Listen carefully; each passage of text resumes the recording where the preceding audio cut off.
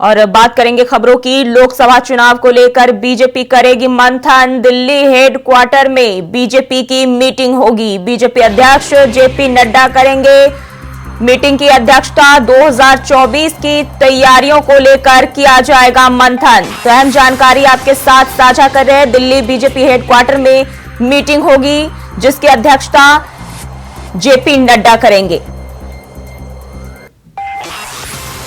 BJP अध्यक्ष JP Nadda इसकी अध्यक्षता करेंगे और 2024 की तैयारियों को लेकर मंथन किया जाएगा इस दौरान।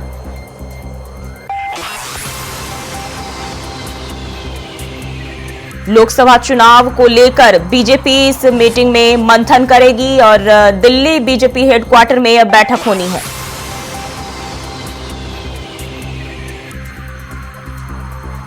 अहम जानकारी आपके साथ साझा कर रहे हैं। लोकसभा चुनाव को लेकर बीजेपी की बैठक होनी है। दिल्ली बीजेपी हेडक्वार्टर में यह बैठक होगी जिसकी अध्यक्षता बीजेपी राष्ट्रीय अध्यक्ष जेपी नड्डा करेंगे। और इसी खबर पर ज्यादा जानकारी के साथ अजय हमारे साथ लाइव जुड़ गया। अजय, लोकसभा चुनाव को लेकर बीजेपी मंथन करने जा रही है, कब से यह मीटिंग जो है शुरू होगी? देखिए, जो मीटिंग है आज 3 बजे से लेकर कल 4 बजे तक मीटिंग चलेगी और जेपी नड्डा इसकी अध्यक्षता करेंगे, क्योंकि लगातार सभी राज्यों के जिले के जो अध्यक्ष है प्रभारी है और कार्यकर्ता सबको संबोधित कर रहे हैं। 2024 की जो तैयारियां आज से शुरू कर दी गई है। इससे पहले भी कई बार बैठक की गई, लेकिन आज पूरी तरह से जो 3 चुनाव जीती बीजेपी उसको लेकर भी जो कार्यकर्ता थे सभी को व्यक्त किया जाएगा और उनको मंथन दिया गया है कि हम 2024 में किस तरह से तैयारी कर रहे हैं और कहाँ कर रहे हैं, क्योंकि बीजेपी हमेशा बूथ से स्टार्ट करती है, ग्राउंड जीरो से स्टार्ट करती है और ऊपर तक आती है, तभी कहीं जाकर बीजेपी इस तरह से बना पाती है। क्योंकि 2024 का चुनाव है, टक्कर का चुनाव रहकर एक तरफ विपक्ष लगातार तैयारियों में है, दूसरा बीजेपी। अब देखना ये होगा कि आज का जो मंथन होगा वो कल तक चलेगा। क्या जेपी नड्डा क्या मंथन दे पाएगा और किस तरह से उन लोगों को तैयार कर पाएंगे जो उनके पुराने कार्यकर्ता हैं, उसमें कुछ नए कार्यकर्ता भी आज जुड़ेंगे। देखना ये होगा कि अब जो भर्ती की जाएगी वो एक अहम भूमिका निभाई जाएगी और पूरी तरीके से तैयारी की जा रही है इसके अंदर। जी, बीजेपी अध्यक्ष जेपी नड्डा इसकी अध्यक्षता करने वाले हैं और इनके अलावा और कौन कौन से बड़े नेता इसमें शामिल हो सकते हैं? देखिए, अभी इसमें सिर्फ जेपी नड्डा ही इसमें रखेंगे, बाकी जो राज्य के जो जिले प्रभारी हैं, जो जिलाध्यक्ष बनाए गए हैं, जो शहर प्रभारी बनाए गए हैं, इन सभी को बुलाया गया है, क्योंकि उनकी जिम्मेदारी बनती है ग्राउंड के ऊपर रहते हैं, चाहे स्तर के हो, चाहे ब्लॉक के हो, चाहे ग्राउंड के हो, उन सभी को एक मंत्र देंगे जेपी नड्डा की हमें किस तरह से काम करना है।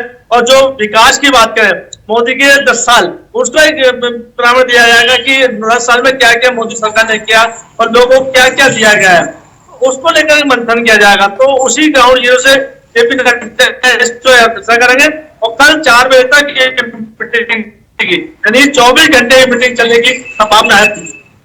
जी अजय, बने रहिए हमारे साथ, अगली खबर पे भी आपका रुख करेंगे। और देश भर में विरोध प्रदर्शन करेगी विपक्षी पार्टियां। 146 सांसदों के निलंबन के खिलाफ किया जाएगा प्रदर्शन। इंडिया दल के लोग जंतर मंतर पर प्रदर्शन करेंगे। तो देश भर में विरोध प्रदर्शन विपक्षी पार्टियां करने जा रही है। 146 सांसदों के खिलाफ जो है ये किया जा रहा है, जिन्हें निलंबित कर दिया गया है, उनको लेकर विपक्षी पार्टियां देश भर में अलग अलग जगहों पर प्रदर्शन करेगी।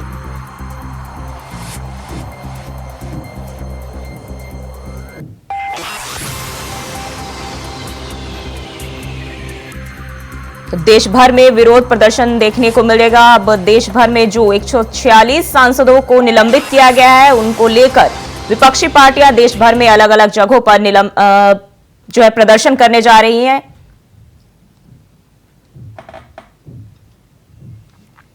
और एक बार फिर से अजय का रुख करेंगे। अजय, 146 सांसदों के खिलाफ जो है देश भर में विपक्षी पार्टियां विरोध करने जा रही, विरोध प्रदर्शन करने जा रही है, क्या जानकारी है? देखिए, जो सदन से 140 सांसदों को निलंबित किया गया था, क्योंकि सुरक्षा की जो चूक हुई थी संसद के अंदर, उसकी आवाज उठाई गई थी, लेकिन आवाज उठाने का तरीका कुछ और था, उसको लेकर के वहां से निलंबित किया गया। लेकिन अभी 2 दिन पहले यूथ कांग्रेस ने भी काफी प्रदर्शन किया था।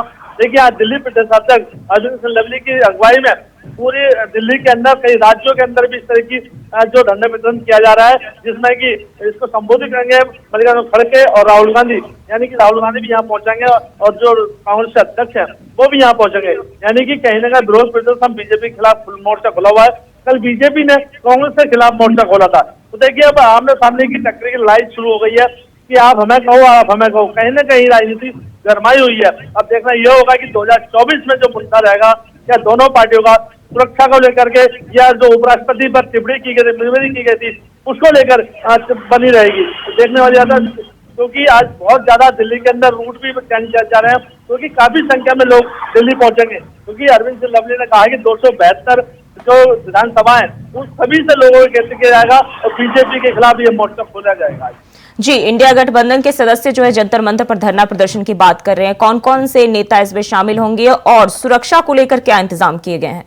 देखिए, पार्लियामेंट के एरिया पूरी तरह से सील कर दिया जाता है, बंद कर दिया जाता है, क्योंकि जब संख्या ज्यादा आती है तो कहीं ना पुलिस अलर्ट पर रहती है, क्योंकि ऐसी स्थिति में माहौल बड़ा खराब होने की स्थिति बनती है।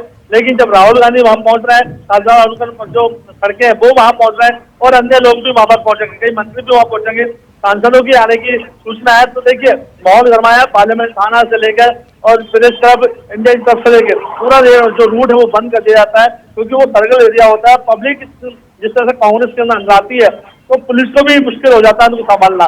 तो कहीं ना कहीं जो पुलिस की तैयारी पूरी तरह से चौंक है और जगह जगह जो बैरिकेड वो किए जाते हैं। जी अजय, बहुत बहुत शुक्रिया आपका तमाम जानकारी के लिए।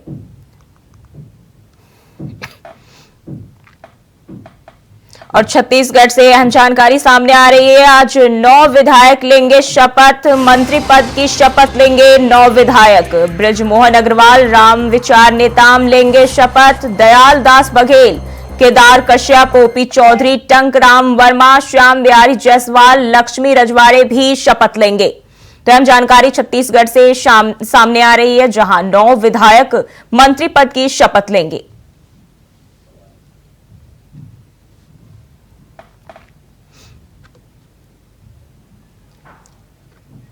और इसी खबर पर ज्यादा जानकारी के साथ स्टेट हेड ओम प्रकाश चंद्राकर हमारे साथ जुड़ गए हैं। ओम प्रकाश जी, आज विष्णुदेव साय मंत्रिमंडल का विस्तार होना है, कितने बजे से कार्यक्रम शुरू होगा?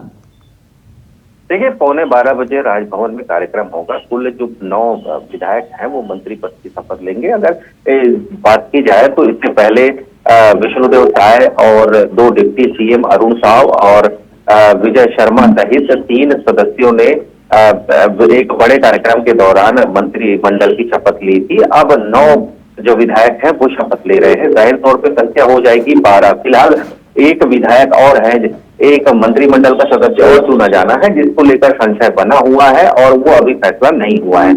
आज शपथ ग्रहण कार्यक्रम राजभवन में आयोजित किया गया और इस राजभवन कार्यक्रम के बाद सीधे डिप्टी सीएम, दोनों डिप्टी सीएम और सीएम दिल्ली के लिए जाएंगे और वहां पर अन्य अलग अलग मुद्दों पर आला नेताओं से चर्चा करेंगे। तो जिस तरह से हम देख रहे हैं कि जो 9 विधायक हैं, 9 विधायकों में मिला जुला स्वरूप रहा है। मंत्री पद को लेकर जो सदस्य बनाए गए हैं उसमें मिला जुला है। कुछ सीनियर है तो इसमें कुछ जूनियर हम कह सकते हैं जो पहली बार जीते हैं, जिस तरह से ओपी चौधरी, लक्ष्मी रजवाड़े और टंकराम वर्मा जैसे तमाम जो चेहरे हैं वो नए चेहरे हैं जिन्हें तरजीह दी गई है इस बार मंत्रिमंडल के सदस्य के तौर पर। दूसरी तरफ सीनियर भी है, इसमें 8 बार के जो विधायक हैं बृजमोहन अग्रवाल, उनको मौका दिया गया है। इसके अलावा राम विचार नेताम है, वो भी पहले मंत्री रह चुके हैं और दयाल दास बघेल हैं, दयाल दास भी मंत्री रह चुके हैं, तो इन्हें तरजीह दी गई है। तो जाहिर तौर पे हम यही कह सकते हैं कि जिस तरह से पहले ही कवायदें लगाई जा रही थी कि मंत्रिमंडल का मिला जुला स्वरूप रहेगा, कुछ सीनियर होंगे, कुछ जूनियर होंगे, तो ये तमाम के बीच 9 नामों की घोषणा कल सीएम विष्णुदेव साय ने कर दी है।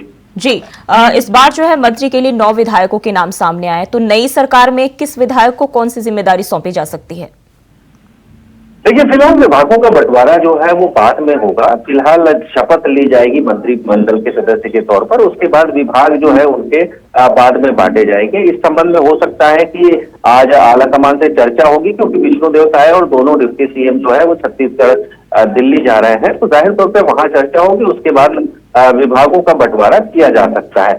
जिस तरह से हम देख रहे हैं कि सरगुजा संभाग में इस बार काफी दबदबा रहा है मंत्रिमंडल के सदस्य के तौर पर। वहां से 3 मंत्री बनाए गए, क्योंकि रिजल्ट भी कुछ ऐसा ही था। 14 में से पूरे 14 सीटें जो है वो सरगुजा संभाग ने भाजपा को दी है। तो जाहिर तौर पर वहां पे मिलना उनको ये काफी, इसमें यही कह सकते हैं कि ये एक बेहतर जो है निर्णय जो है सरकार द्वारा लिया गया है।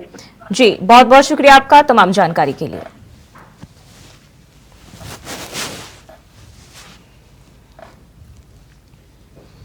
और बात करेंगे अगली खबर की। रायबरेली लालगंज कोतवाली क्षेत्र के जगतपुर भिचकौरा गांव के 72 लोग बीमार पड़ने का मामला जो है सामने आया है, जिससे हड़कंप मच गया है। वहीं इसको लेकर स्वास्थ्य विभाग की टीम लगातार गांव में मॉनिटरिंग कर रही है। 17 लोगों की हालत नाजुक बनी हुई है। वहीं एम्बुलेंस की मदद से बीमार लोगों को अस्पताल पहुंचाया जा रहा है, जहां सभी का इलाज किया जा रहा है। जानकारी के मुताबिक कोल्ड डायरिया के कारण सभी लोग बीमार पड़े हैं, जिनमें से 33 बच्चे समेत 72 लोग शामिल हैं, जिसको देखते हुए सीएमओ ने स्वास्थ्य विभाग की टीम को ग्रामीणों की देखरेख के लिए गांव में तैनात कर दिया है। तो 72 लोगों के बीमार होने का मामला सामने आया है। रायबरेली से अहम जानकारी आपके साथ साझा कर रहे हैं, जिससे गांव में हड़कंप मच गया है। लगातार इसको लेकर स्वास्थ्य विभाग की टीम जो है वो तैनात है और राहत बचाव के कार्य किए जा रहे हैं। अभी भी 17 लोगों की हालत नाजुक बताई जा रही है। और इसी खबर पर ज्यादा जानकारी के साथ राजू तिवारी हमारे साथ लाइव जुड़ गए हैं। राजू, एक ही गांव के 72 लोगों के बीमार पड़ने की खबर सामने आ रही है, क्या कुछ जानकारी निकलकर सामने आया है? बिल्कुल बता दें कि पूरा मामला रायबरेली जिले के लालगंज कोतवाली क्षेत्र के भिचकौरा गांव का है, जहां पर बताया जा रहा है कि गांव में ही एक लोगों के यहाँ सत्यनारायण कथा का आयोजन किया गया था और उसी के प्रसाद खाने के बाद 72 लोग एक साथ कोल्ड डायरिया का शिकार हुए थे। हालांकि आपको बता दें कि पूरे मामले के बाद स्वास्थ्य महकमे में कहीं न कहीं हड़कंप का माहौल देखा गया। जैसे ही लोगों के द्वारा पूरे मामले की शिकायत की गई तो जिला प्रशासन हरकत में आया और बात करें स्वास्थ्य महकमे की तो सीएमओ वीरेंद्र सिंह ने तत्काल निर्देशित किया कि गांव में भी पहुंचकर जो स्वास्थ्यकर्मी है वो पहुंचे और तत्काल लोगों का इलाज किया जाए। हालांकि आपको बता दें कि तत्काल स्वास्थ्यकर्मियों के द्वारा गांव में ही पहुंचकर मॉनिटरिंग की जाने लगी और जो लोग ज्यादा गंभीर रूप से डायरिया के शिकार हुए तो उनको गांव में ही इलाज दिया जाने लगा। लेकिन आपको बता दें कि 35 बच्चे भी इसकी चपेट में आए थे। बच्चों को खासतौर पर निगरानी करने के लिए और भी टीमें अलग अलग सीएचसी और पीएचसी और जिला अस्पतालों से डॉक्टरों की टीम भेजी गई, जहां लगातार उनकी देखरेख की कंट्रोल लगा। वैसे लोगों को वहां एम्बुलेंस के जरिए अस्पतालों में विकसित किया जाने लगा और जिला अस्पताल भी भेजा गया। हालांकि आपको बता दें कि अभी तक 17 लोग गंभीर रूप से चपेट में आए थे, जिनका इलाज जिला अस्पताल में चल रहा है। लेकिन जिस तरह से देखा जाए स्वास्थ्य विभाग की टीम पूरी हरकत में आई और जिलाधिकारी के द्वारा भी पूरी तरह से पूरे मामले को देखरेख करने के लिए स्वास्थ्य विभाग को निर्देश दिया गया। आपको बता दें कि अभी तक इस पूरे मामले की जांच पड़ताल चल रही थी। कारण क्या था, किस मामले को लेकर उसी गांव के 72 लोग कोल्ड डायरिया का शिकार हुए, लेकिन अभी तक इसका कोई पता नहीं चल सका। लेकिन साफ तौर पर अगर देखा जाए तो डॉक्टर वीरेंद्र जो सीएमओ रायबरेली जिले के, उनका कहना है कि सर्वप्रथम जो भी डायरिया का शिकार हुए हैं इनको स्वस्थ किया जाए और जल्द ही इनको इलाज दिया जाए। लेकिन आपको बता दें कि जो 33 बच्चे हैं, 33 बच्चों में अभी भी ऐसे बच्चे गंभीर रूप से डायरिया का शिकार देखे जा रहे हैं, जिनका कहीं न कहीं हालत नाजुक बना हुआ है। लेकिन साफ तौर पर स्वास्थ्य विभाग में इस पूरे मामले को लेकर पूरी तरह से सक्रियता बरती जा रही है और साफ तौर पर कहा जा रहा है कि जल्दी सभी लोग स्वस्थ हो जाएंगे, कोई घबराने की बात नहीं। लेकिन आपको बता दें कि गांव की बात करें तो गांव में कहीं न कहीं अभी भी सनसनी देखी जा रही है। गांव में हड़कंप का माहौल देखा जा रहा है, लोगों में भय देखा जा रहा है। जो लोग बचे हुए हैं, जो लोग स्वस्थ हुए हैं, उनको अभी तक इस पूरे मामले की जानकारी नहीं हो पा रही कि किस तरह से वो डायरिया का शिकार हुए। तो कहीं न कहीं साफ तौर से देखा जा रहा है अभी भी कि गांव में भय का माहौल पूरी तरह से बना हुआ है। जी राजू, स्वास्थ्य विभाग ने कोल्ड डायरिया बताया इसे, तो इस बीमारी में क्या कुछ लक्षण देखने को मिलते हैं? बिल्कुल बता दें कि जिस तरह से स्वास्थ्य विभाग का कहना है लोग कोल्ड डायरिया का शिकार हुए थे तो उनको उल्टी और दस्त खासतौर से ये परेशानी देखने को मिली थी और लगातार ऐसे में लोगों की हालत नाजुक होने लगी थी। और जैसे ही स्वास्थ्य विभाग को इस पूरे मामले की जानकारी हुई तो स्वास्थ्य विभाग की कुछ टीमें पहुंची थी। लेकिन जब देखा गया गांव में कि 72 लोग एक साथ बीमार हुए तो ऐसे में स्वास्थ्य महकमे के आला अधिकारियों को जानकारी दी गई, जिसके बाद तत्काल गाँव में कहीं न कहीं चाहे प्रशासन की टीम हो या स्वास्थ्य महकमे की टीम हो या पुलिस विभाग, तो कहीं न कहीं देखा जा सकता है कि रायबरेली जिले में किस तरह से कहीं न कहीं बड़ी घटना सामने आई है। इसके बाद जिला प्रशासन की तरफ से पूरी तरह से निर्देश दिए गए कहीं न कहीं पूरे मामले से निपटा जाए। स्वास्थ्य विभाग लगातार देखने को मिल रहा है कि वो हरकत में रहती। जी, ग्रामीणों की निगरानी के लिए गांव में स्वास्थ्य विभाग ने अपनी एक टीम भी तैनात कर दी है और लोगों को भी सावधानियां बरतने की निर्देश दिए गए हैं। तो क्या कुछ सावधानियां बरतने की बात कही गई है विभाग की तरफ से?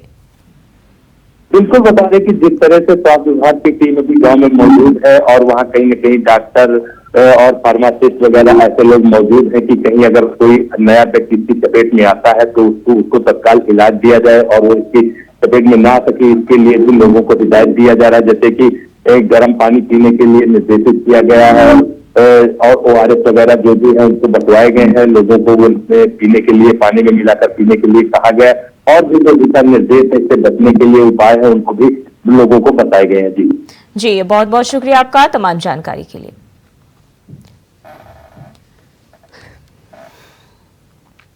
और खबर फतेहपुर से सामने आ रही है। जमीनी विवाद में दो पक्षों में हुई मारपीट में 3 लोग हुए घायल। मारपीट का वीडियो सोशल मीडिया पर हुआ वायरल। रिपोर्ट दर्ज कर मामले की जांच में जुटी पुलिस। ललौली थाने के कस्बे की घटना बताई जा रही है।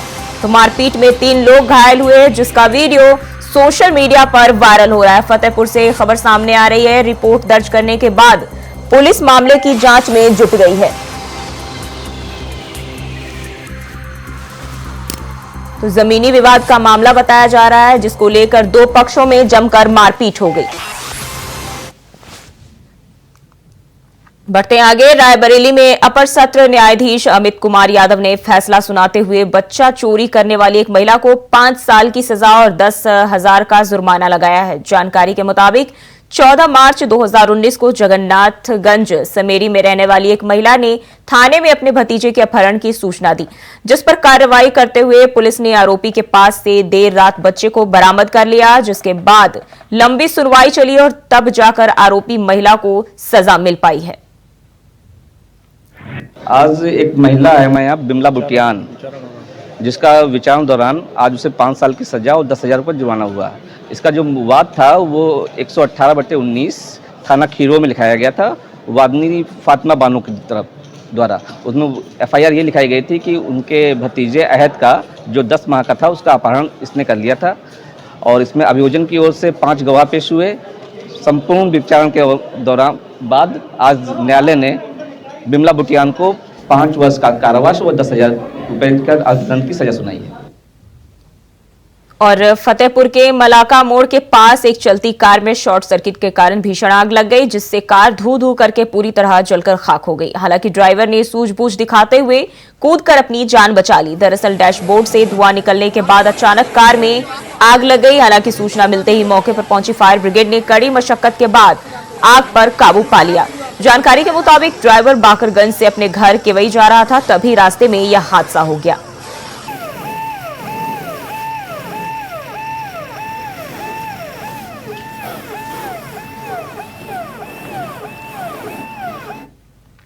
और फिलहाल के लिए बुलेटिन बस इतना ही। खबरों के लिए बने रहिए इंडिया वॉइस के साथ।